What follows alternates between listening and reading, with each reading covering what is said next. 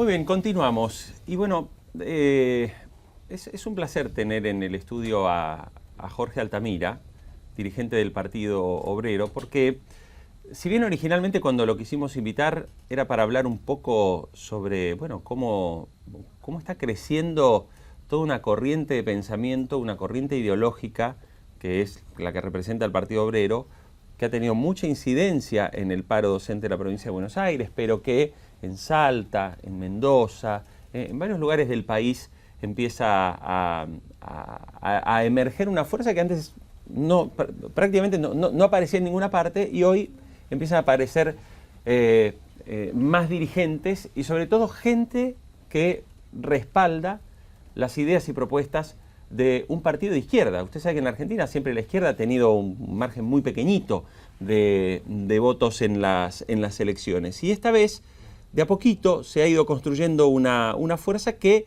sobre todo en sectores gremiales, está tomando mucho protagonismo. Pero claro, los hechos de los últimos días también nos obligan a preguntarle que nos dé su visión y su análisis como dirigente político de todo esto que estamos viendo. Jorge, ¿cómo le va? Es un gusto tenerlo en el estudio. ¿Qué tal? Muchísimas gracias. Bueno, Jorge, voy a empezar hablando naturalmente del tema de los últimos días. Hemos visto estas escenas bestiales de gente reaccionando ante los delincuentes y, por supuesto, el debate que se instaló en los medios, ¿no? Aquellos que dicen que esto es como consecuencia de una ausencia del Estado, que la gente se hartó, se cansó, y después la otra posición que dice, no, bueno, hay que entender, los delincuentes son víctimas de un sistema. Y no miran el panorama de conjunto. por eso me gustaría su reflexión. No miran el panorama de conjunto, porque el panorama de conjunto, ¿cuál es? Una intensa degradación social, que no solo se manifiesta en términos de ingresos, salarios, hay un derrumbe de la cuestión habitacional. El problema de la vivienda en un trabajador es lo más importante de la vida, lo más importante.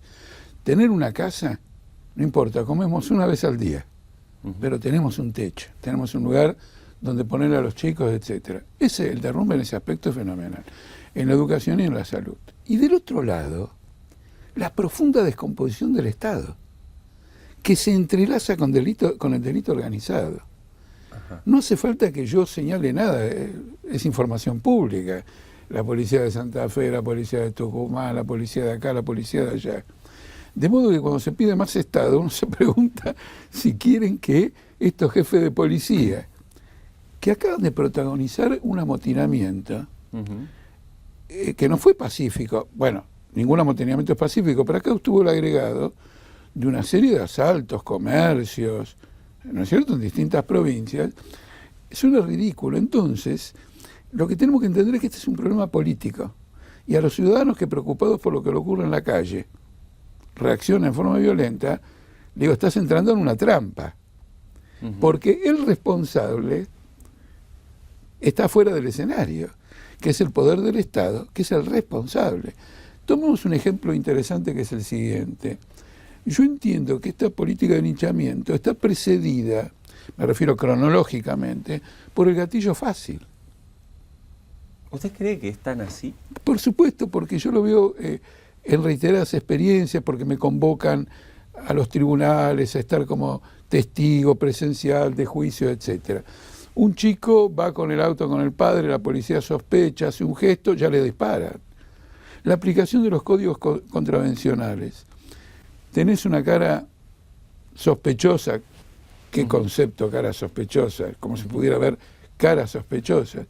Entonces lo detienen, abusan, el chico se revela, porque a los 18 años no me toques, salí de acá, y le disparan. Entonces, esto es lo que hay que desarmar. Ahora, la responsabilidad política, el problema es la responsabilidad política. Entonces yo le digo a la gente, tengan cuidado, porque le están haciendo el juego a los que a los que son los responsables de esta política de descomposición del Estado. Yo le quiero hacer una observación. Si el narcotráfico es uno de los rubros más importantes del comercio mundial, y si la Security Exchange Commission de Estados Unidos, en diversas investigaciones, demostró que los principales bancos norteamericanos blanquean dinero del narcotráfico mexicano, y me quieren sacar el sistema social y político de la responsabilidad de lo que está ocurriendo, me están sacando al principal protagonista. Por eso yo lo que convoco es a la gente a mirar políticamente y a operar un cambio político en Argentina, que no es el de la derecha, porque el de la derecha favorece este proceso. Pero Jorge, a ver, entiendo perfectamente lo que usted nos explica. Lo que ocurre es que también hay momentos de que uno necesita ver a un Estado, ¿no? Digo, llevamos 10 años de políticas supuestamente llamadas de inclusión, con subsidios, con coberturas sociales que antes no existían, con jubilados que pudieron obtener su jubilación. O sea, el gobierno presenta un escenario en la Argentina que fue, digamos, la mejor década de la historia. Sin embargo, el delito no ha descendido con esas políticas. Pero esas políticas son absolutamente inútiles. Son una fracción mínima del presupuesto del Estado. Es un maquillaje. 2.770 pesos para un jubilado, haya entrado por la moratoria o por donde fuere, es un atropello. Me hace acordar a Cavallo que decía que las personas adultas se tienen que ocupar de sus hijos y de sus padres. Es decir, que se pretende que el trabajador activo, naturalmente, tiene que proteger y la necesidad de los chicos, pero también de los adultos. Estaba liquidando el sistema jubilatorio. El hombre lo estaba liquidando, además, efectivamente, y colocaba toda la carga, digamos, sobre ellos. Entonces, no ha habido esa política. Ese es un primer punto. En segundo lugar, le va a sorprender lo que yo le digo. Yo estoy en contra de esa política. ¿Cómo así? Lógico. El trabajador tiene que tener el derecho al trabajo, no que lo asistan. Lo digo por razones sociales y políticas. Interpretando a la clase obrera como la fuerza principal de transformación, no puedo permitir que sea una clase asistida. Las clases asistidas no protagonizan roles históricos. Pero Jorge, en la Argentina... Entonces lo que le quiero decir, en una emergencia, por ejemplo en el 2001, luchamos abiertamente por el subsidio al desocupado, etcétera, etcétera. Naturalmente. Inclusive nosotros seguimos manteniendo, usted sabe que el seguro al parado es una cifra ridícula. Bueno, nosotros defendemos, por ejemplo, el sistema de seguro al parado con todas las críticas que tenemos, por ejemplo, en Estados Unidos, en Francia, es infinitamente más amplio, es una red de seguridad, etcétera, que naturalmente la crisis lo ha quebrado, porque ya no da para más. Nosotros defendemos todo eso, pero lo principal es el desarrollo industrial y el empleo digno, por salarios que realmente tienen que ver con lo que vale una fuerza de trabajo. Este es el punto esencial nuestro. Pero ¿cómo hace para integrar en un país donde lo sabemos y son estadísticas comprobadas? Ya hay gente, datos públicos, digo, chicos que hoy tienen 20 años que nunca vieron a sus padres trabajar. Bueno, macanudo. Quiere decir que ¿cómo hacemos para reingresar No, pero permítame, quiere decir que mi crítica es pertinente. Mi crítica es pertinente. Porque efectivamente hay generaciones que no han desarrollado habilidades profesionales, capacidades, etcétera. Quiere decir que esta crítica de la izquierda al asistencialismo burgués, que pretende tutelar y que es una mínima fracción de los subsidios a las empresas por el gas, etcétera, que es una vergüenza. Permítame decir una cosa, mantener los subsidios a las empresas, hoy en materia de gas, de agua, etcétera, es financiar la fuga de capitales. Porque como esas empresas, lo que ganan más por tener un gas o un insumo subsidiado, no lo invierten, ¿a dónde dirigen la ganancia extra que obtienen? Van y compran los dólares del Banco Central y después se van del país. Esto es un verdadero atropello. Hoy eso no ocurre porque en la Argentina eso está prohibido. No está prohibido. Cerró, obliga que no hay más remesas, hay que reinvertir. No. Hay un mercado, ¿cómo se llama? Hay un mercado bursátil donde usted compra y vende y saca el dinero del país. Absolutamente contado con liquidación. Contado con liquidación. Perfectamente legal, etcétera, etcétera. Usted agarra las ganancias y se compra un bono en pesos, y después lo compra en pesos, está en dólares y después lo gira al exterior. Algo similar a lo que ocurre en Venezuela. Pero ¿usted no cree que en esos dos casos ocurre precisamente porque hay autoridades y gobiernos que no generan la confianza para quedarse, porque la realidad es que en los países, la mayoría de los países, la gente no saca el dinero del país porque lo reinvierten las empresas porque saben que pueden ganar dinero. Sí, eso no ocurre en ningún lugar del mundo, discúlpeme. El crédito en Estados Unidos está cayendo, Europa está en un estado de deflación, los capitales giran de un lado a otro porque invertir no invierten absolutamente a ningún lado, tenemos una crisis mundial absolutamente severa y los capitalistas se hacen los giles, distraen sobre esto. No, eso digamos no ocurre, no es un problema de confianza. Menem le dio toda la confianza del mundo, les regaló las empresas estatales, aceptó al 100% títulos que estaban a 10 centavos de dólar y eso desembocó en la crisis de 2001, que para simplemente dimensionarla fue infinitamente más grave que la de 1890, que fue catastrófica. Pero volvamos de nuevo al tema. Yo lo que le digo a la gente es que tiene que agruparse para dar una solución política a esto. ¿Qué quiere decir? Quiere decir gobiernos que apoyados en el desarrollo popular quiebren la relación del Estado con el delito organizado, terminen, desmantelen estos aparatos que son un peligro absolutamente brutal y que cambien, que modifican radicalmente la situación social de los trabajadores, radicalmente. Ahora quiero además señalar una cosa, porque yo estoy empeñado en que la gente que está afectada por todo esto reflexione.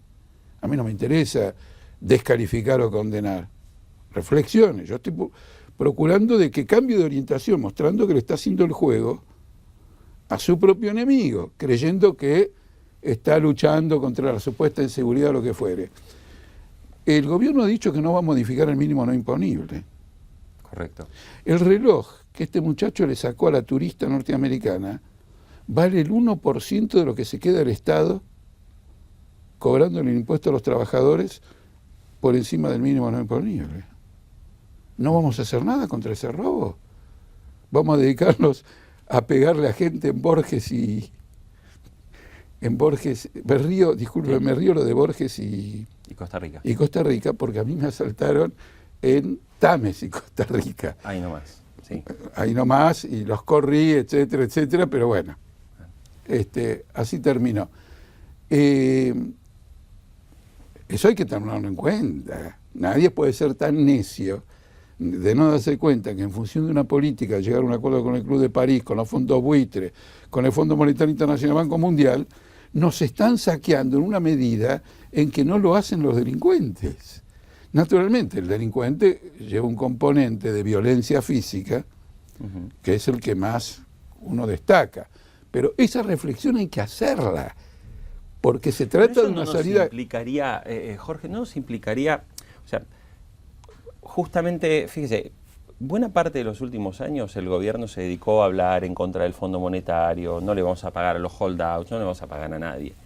La realidad nos ha mostrado que, bueno, la Argentina, gracias no tanto a las políticas, sino a que la soja vale $500, hemos vivido una época, y la mayoría de los países latinoamericanos, hemos vivido una época de altos precios de los commodities, ¿no? A lo mejor, como dicen muchos, si De la Rúa hubiera tenido una soja de $500, probablemente no hubiéramos tenido fin de la convertibilidad, porque la entrada de dólares hubiera compensado las dificultades que tuvo la Argentina en ese momento. Pero estas políticas de decir, bueno, nada al Club de París, nada a nadie, finalmente no hacen más que aislarnos en un mundo donde el comercio es el que hoy nos rige las políticas. O sea, nosotros vendemos a los chinos, si no le vendemos a los chinos, no sé si la Argentina le va tan bien. Pero usted acá lo que tiene es una deuda financiera, no tiene una deuda comercial. Tiene una deuda financiera. Yo le pregunto lo siguiente, ¿para qué queremos 3.000 millones de dólares del Banco Mundial para agua potable? ¿Cuántos dólares vamos a gastar en el agua potable? Ni $1. Eso se hace con pesos. Los dólares ingresan al Banco Central y financian la fuga de capitales. ¿Por qué me quiero endeudar? Le voy a decir algo más. Hoy es un error brutal ir a buscar financiamiento internacional. Porque usted tiene que pagar una alta tasa de interés debido a las condiciones de Argentina. De Argentina. Y luego, cuando se las entrega al Banco Central, y el Banco Central emite pesos y luego los absorbe, tiene otra carga que es del 30%. Exactamente. ¿A usted le parece que y el dólar no se mueve ahora, por lo tanto es en dólares? Y si usted saca un seguro de cambio, también se asegura que el precio del dólar no se mueva. ¿A usted le parece que nosotros nos tenemos que financiar a una tasa de casi el 30% anual en dólares? Eso es un loco. Claro. El problema de la Argentina no es el financiamiento externo o la falta de financiamiento externo. El problema de la Argentina es el derrumbe del sistema de ahorro argentino, que se manifiesta en el hecho de que los bancos cobraron el 30%. Y no solo los bancos, el Banco Central ha colocado el 30% como piso. Un sistema bancario que cobra el 30% es un sistema bancario que no existe, que está quebrado. Jorge, también se manifiesta en un país que en los últimos 70 años le ha quitado 12 ceros a la moneda. O sea, ¿quién puede confiar? ¿No? ¿Quién puede confiar? Bueno, pero acá no hay ninguna medida para reconstruir el sistema financiero y el sistema de ahorro nacional, sino que se va al mercado internacional a financiarse al 8% en dólares y al 30% interno. Claro. Reservas que luego se colocan en el Banco de Basilea o en la Reserva Federal de Nueva York al 0,25. Entonces, como usted ve, estamos ante un saqueo generalizado. Sí, terminamos pagándola a todos, como siempre. Sí, por supuesto. No, todos no. La pagan los trabajadores. Porque las cerealeras que recibieron un certificado con una tasa de interés muy interesante para liquidar los dólares que tiene que liquidar de cualquier modo, es una vergüenza. Una cerealera tiene que liquidar los dólares simplemente porque vendió en el exterior, tiene que pagar acá y además los tiene que liquidar esos dólares en el país. No, le han dado un certificado. Te voy a premiar. Así que ese gobierno nacional y popular, que usted dice que se pelea con todo el mundo, es uno de los más complacientes con los intereses, con los grandes intereses financieros, en detrimento de la población argentina, de los trabajadores, que este año van a tener un deterioro salarial fenomenal. En la República Argentina, hace mucho tiempo que un trabajador no tiene acceso a lo que se llama la mejora social, es decir, a participar del incremento de la productividad del país. Cuando estaba Somisa había 12.000 obreros. Sí. Ahora hay 4.000. La empresa que se quedó con Somisa produce muchísimo más que Somisa. ¿Dónde está la mejora de los obreros frente a ese gigantesco cambio de productividad? No bueno, solo que no hay. Estaría avalando. Mire, no solo que no lo hay, sino que cuando van a discutir salario ya lo tenemos que ligar a la productividad. Pero si eso es efectivamente lo que se niegan a hacer los sectores patronales, se niegan a participar de la productividad que ha creado el trabajador. No, le iba a decir que ahí me estaría avalando entonces el modelo más capitalista que establece que cuando las empresas mejoran, sus asalariados tienen o parte de acciones o bonos anuales, etcétera. Digo que en Estados Unidos funciona así, la mayoría de la gente que trabaja cuidado, recibe bonos cuando a las empresas les va muy bien. Sí, no, eso los ejecutivos. Pero tiene que tener un aumento salarial. El salario real del obrero norteamericano no crece desde los años 70.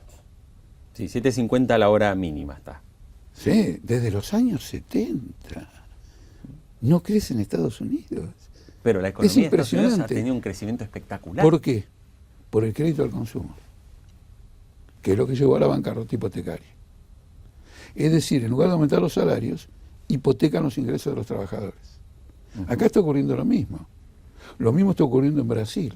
Regularmente la prensa financiera brasileña informa de lo que ellos dicen el nivel de inadimplencias, es decir, o calote, es decir, el incumplimiento de la demora, la mora en el pago, permanentemente. Sí. Ahora bien, si usted los salarios no están aumentando y si aumenta el crédito al consumo y por lo tanto la proporción que el pago de ese crédito implica en el ingreso de las familias, estamos ante un callejón sin salida. Yo le quiero mostrar que, ya que hemos hablado de la izquierda, que crece, la izquierda crece porque tiene las ideas muy claras. Porque en la polémica política con el kirchnerismo que se pretendió ser ella, la izquierda, lo ha derrotado. Hoy Jorge, la gente del kirchnerismo nos vota a nosotros. Jorge, aprovecho ya que usted habla de este crecimiento, que es verdad, o sea, el crecimiento del Partido Obrero, sobre todo en los sectores gremiales se ha notado. Ante lo que vimos el otro día, ¿no? Supongamos que tuviéramos un gobierno de izquierda, un gobierno del Partido Obrero en la República Argentina. ¿Qué fue lo que vimos? No, ¿a qué se refiere usted? Lo que vimos el otro día, digo, cuando la gente reaccionó ante un tipo que había robado una cartera, en la zona de Palermo, ¿no? Ante esa reacción, bien, ¿cuál debería ser la reacción, digamos, en ese momento? Porque claro, hemos tenido la polémica de que la gente reaccionó, obviamente, fuera de... No, yo creo que intervenir colectivamente para evitar un robo está muy bien.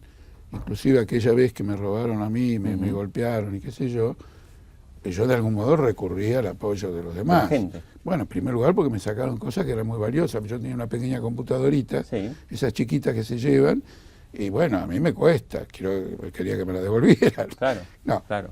esa reacción O colectiva... sea, esa reacción colectiva en el momento De poner- no se justifica patearle la cabeza, pero no, digo, una cosa, reacción popular decir, una agarremos cosa a es este la tipo. reacción colectiva para un hecho positivo, como evitar un delito, como evitar tantas cosas.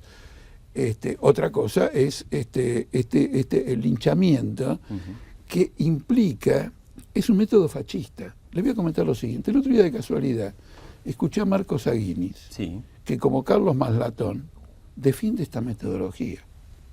Impresionante. Es fascismo. Entonces, ¿cuál era el argumento? El argumento de Aguinis, al menos lo que yo escuché por la radio, era que el nazismo o el fascismo hacía esto del aparato del Estado. Falso. Llegó al aparato del Estado a través de estos métodos. Claro.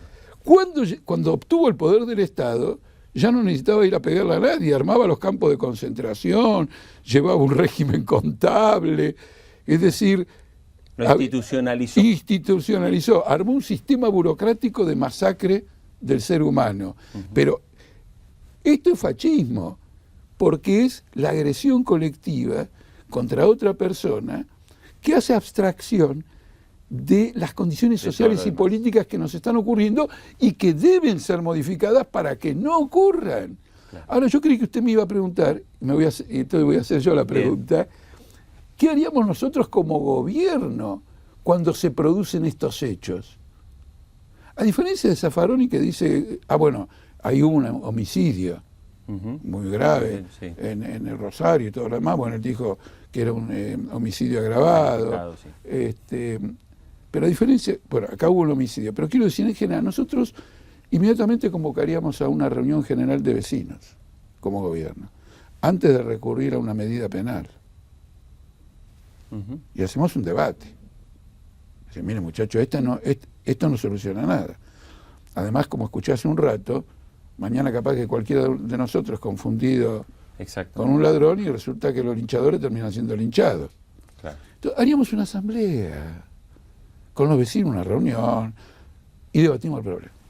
Pero Jorge, ¿no cree, o sea, es casi como el foro romano, ¿no? Lo que plantea, pero de alguna manera, digo, nuestros legisladores, nuestros diputados, nuestros senadores, tienen el mandato para que hagan eso y para que resuelvan, tomen medidas y después haya organismos que ejecuten.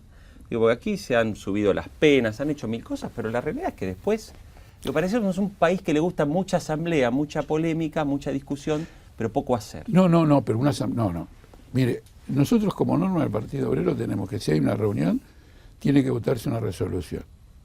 Si no, es puro palabrerío. Ya en el interior de nosotros. Claro. De modo que si haríamos una reunión de vecinos, sería para tomar algún tipo de resolución. Yo lo que quería ilustrarle es que la izquierda no tendría esa actitud de pensar inmediatamente, de pensar inmediatamente en un castigo, sino en orientar en términos positivos, socialistas, la respuesta que tiene que dar el pueblo. De paso les digo lo siguiente, en China comunista, los fusiles tiene el código penal más terrible, el régimen punitivo más brutal, digamos, le pegan un tiro. Quiero decir esto porque alguien agarra y dice, che, pero mira, este es de izquierda y el China comunista, no tiene nada que ver. ¿Está claro? No. El planteamiento nuestro lo quiero destacar porque es el planteamiento auténtico del socialismo de toda la vida. Nosotros íbamos a asamblea, discutimos este problema. ¿Y dónde funciona esto, Jorge? Va a funcionar en la Argentina cuando haya un gobierno de frente de izquierda. ¿Y países? O sea, países en el mundo... En todos los procesos revolucionarios, en sus fases iniciales y ascendentes, funcionó. Ahora, como todos los procesos revolucionarios, luego son cercados y sometidos a bloqueos, etcétera, comienza una regresión en lo interior, que uno la puede explicar, pero que indudablemente afecta negativamente a esos procesos revolucionarios. Entonces, no es que lo condeno, pero me delimito. Si yo de golpe veo que... digo, cuidado, el que bloquea es Estados Unidos. ¿Está claro? No es que avalo la medida, pero que levante el bloqueo. Sí. que levante el bloqueo, porque justamente lo que busca el bloqueo es que haya una regresión en procesos revolucionarios transformadores. Bueno, la humanidad está luchando por salir y estamos en un episodio de esa lucha y nosotros somos protagonistas activos. Jorge Altamira, tendría un montón de preguntas, pero se nos acabó el bueno, tiempo. pero tenemos un montón de programas por delante. Montón de programas por delante. Lo que le voy a decir es algo que yo ya se lo dije alguna vez en privado. En el fondo hay muchos aspectos de la izquierda que están tomados del liberalismo. Hay muchos aspectos parecidos. No, pero pasa lo siguiente. La izquierda no es una cosa que nació de una probeta. Es un producto de la historia de la humanidad. El liberalismo desempeñó un rol en la historia de la humanidad que fue relativamente progresista. Correcto. Por ejemplo, usted no me va a escuchar ahora una declaración de ruptura, de repudio, perdón, a la Declaración de los Derechos del Hombre, una cosa por el estilo. Al contrario, forman parte del patrimonio histórico que tiene que ser superado. Ahora, usted ve los liberales, por eso le cité a Guinness y a Maslatón, con posiciones fascistas. Y el liberalismo en el mundo se está fascistizando. Absolutamente. Usted lo ve en bombardeos a países con cualquier tipo de pretexto. El tipo que lo hace dice, ¿por qué estás bombardeando Irak, Afganistán? En defensa de la democracia. Dios mío, qué hipocresía. Jorge Altamira, dirigente del Partido Obrero, muchas gracias por acompañarnos hoy y lo vamos a volver a invitar porque hay mucho para seguir debatiendo.